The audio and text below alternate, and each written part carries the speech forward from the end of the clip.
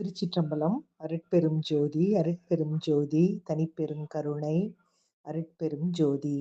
எல்லா உயிர்களும் இன்புற்று வாழ்க.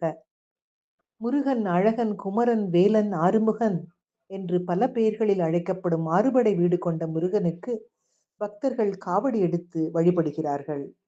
அதாவது அகஸ்திய முனிவரின் சீடர்களில் ஒருவரான இடும்பனை அழைத்து தனது வழிபாட்டிற்காக கைலை சென்று அங்கு முருகனுக்கான கந்த மலையிலுள்ள சிவசக்தி சுரூபமான சிவகிரி சக்திகிரி என்னும் இரு சிகரங்களையும் கொண்டு வரும்படி கூறினார். அகஸ்தியரின் கட்டளைக்கு இணங்க இடும்பனும் கைலை சென்று இந்த இரு மலைகளையும் இருபுறமும் தொங்க காவடியாக கட்டி எடுத்துக்கொண்டு வந்தான். முருகன் இந்த இரு கிரிகளையும் திருவாவினன்குடியில் நிலைவரச் செய்யவும் இடும்பனுக்கு அருளவும் விரும்பி ஒரு திருவிளையாடலை நிகழ்த்தினார். இடும்பன் வழி தெரியாமல் திகைத்த போது முருகன் குதிரை மேல் செல்லும் அரசனைப் போல் தோன்றி இடும்பனை திருவாவினன்குடிக்கு அழைத்து வந்து சற்று ஓய்வெடுத்து செல்லும்படி கூறுகிறார். இடும்பனும் காவடியை இறக்கி வைத்து ஓய்வெடுத்து விட்டு புறப்படும் போது காவடியை தூக்க முடியாமல் திண்டாடினான். ஏன் இப்படி காவடியை தூக்க முடியாமல் போனது என்று சுற்றி பார்க்கும்போது சிவகிரியின் மேல் ஒரு சிறுவன் கோவணாண்டியாய் கையில் தண்டுடன் நிற்பதை கண்டான். இடும்பனும் சிறுவனை மலையிலிருந்து கீழே இறங்கும்படி வேண்டினான்.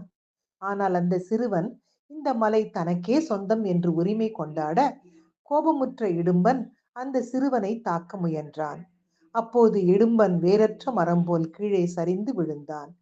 இதை கண்ட அகத்தியர் இடும்பன் மனைவியுடன் சென்று வேண்ட முருகன் இடும்பனுக்கு அருளாசி புரிந்ததுடன் இடும்பனை தனது காவல் தெய்வமாகவும் நியமித்தார்.